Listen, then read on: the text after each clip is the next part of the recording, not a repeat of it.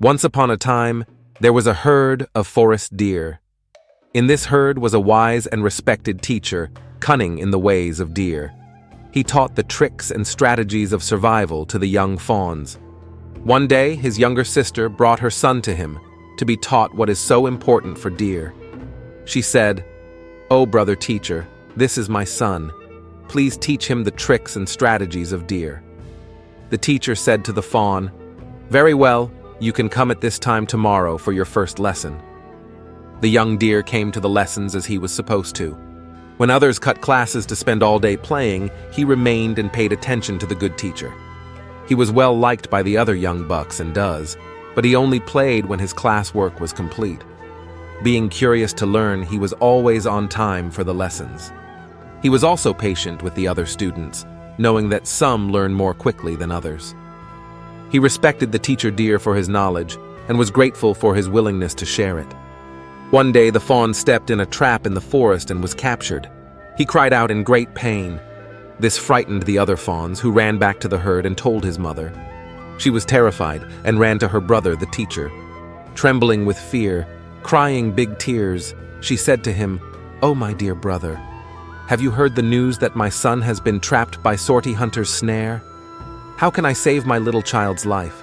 Did he study well in your presence?" Her brother said, "My sister, don't be afraid. I have no doubt he will be safe. He studied hard and always did his very best. He never missed a class and always paid attention. Therefore, there is no need to have doubt or pain in your heart. He will not be hurt by any human being. Don't worry. I am confident he will return to you and make you happy again. He has learned all the tricks and strategies used by deer to cheat the hunters, so be patient, he will return." Meanwhile, the trapped fawn was thinking, "All my friends were afraid and ran away. There is no one to help me get out of this deadly trap. Now I must use the tricks and strategies I learned from the wise teacher who taught so well." The deer strategy he decided to use was the one called playing dead. First, he used his hooves to dig up the dirt and grass to make it look like he had tried very hard to escape. Then he relieved his bowels and released his urine, because this is what happens when a deer is caught in a trap and dies in very great fear. Next, he covered his body with his own saliva. Lying stretched out on his side, he held his body rigidly and stiffened his legs out straight. He turned up his eyes and let his tongue hang out of the side of his mouth. He filled his lungs with air and puffed out his belly. Finally, with his head leaning on one side, he breathed through the nostril next to the ground, not through the upper one.